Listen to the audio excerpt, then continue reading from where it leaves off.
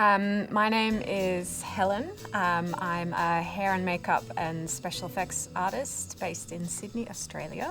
And I work in the film and TV industry. Definitely my favourite part of makeup and special effects is the more gory, the more bloody, the more interesting, just because I'm a bit of a horror movie fan.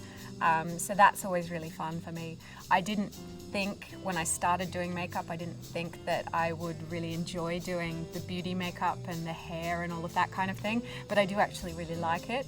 And most of the time with my kind of work, I need to do everything. So if I'm on a team or I'm in charge of a project, it's across hair, makeup and special effects. So if I can't do all of it, then I can't do any of it pretty much in this industry. So yeah, unlike in the US where you sort of, you're one of those things, like hair is a different department to makeup and prosthetics is a different department to both.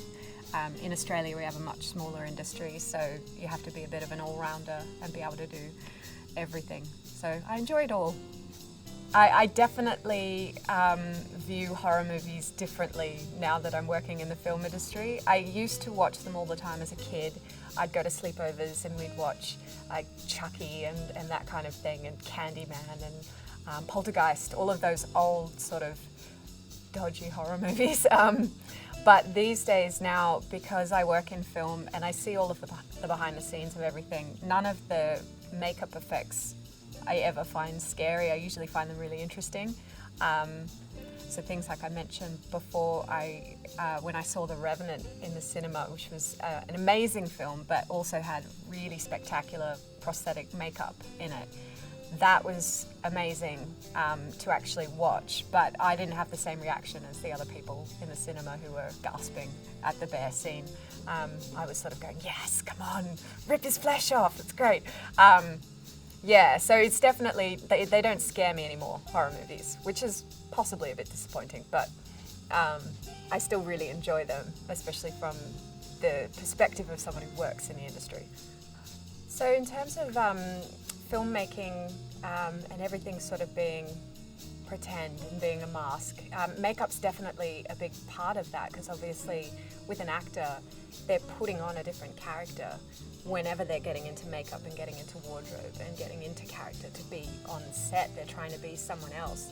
I find that process really interesting, especially being so close to the actor. I can sort of watch them as they sit in my chair, especially if we're doing a long makeup that goes over 4 hours or something. They sort of start to change into this other person, and I find it really fascinating.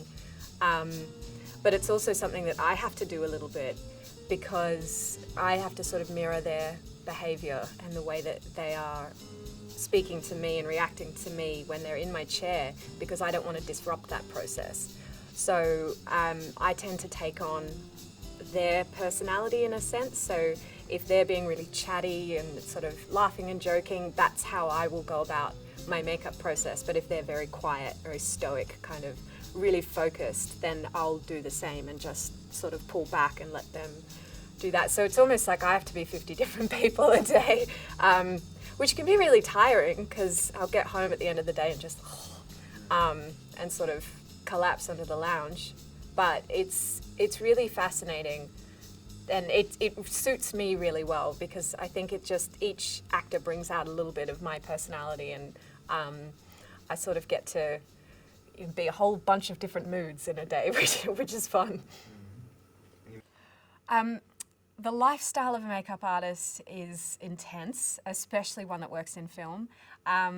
It's definitely not for the faint of heart, I think, and it is tricky when you have a family.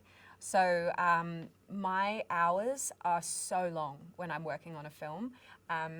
Quite often they're sort of minimum 12-hour, sometimes 14, sometimes 18's been the longest for me, hour days, and then you'll be right back at it the next day, so 5 days a week, and that can be for months at a time. That can make things really tricky in terms of actually having a life outside of film, because you get home, by the time you're home, there might only be 6 hours to sleep, if that, if you've got no prep to do. Yeah, so it does make things difficult in terms of actually like doing your washing or eating properly or anything. But I love it. It just suits me so well to not have a routine like that. Every day is different, and that's something that I really enjoy. And also because work is very up and down, I might be working like a mad person for months, but then I might have a month where I'm sitting at home twiddling my thumbs, catching up on Netflix shows. So I sort of do get that recovery time in between the insanity. So it's very up and down, and it's not for everyone, but it's definitely for me.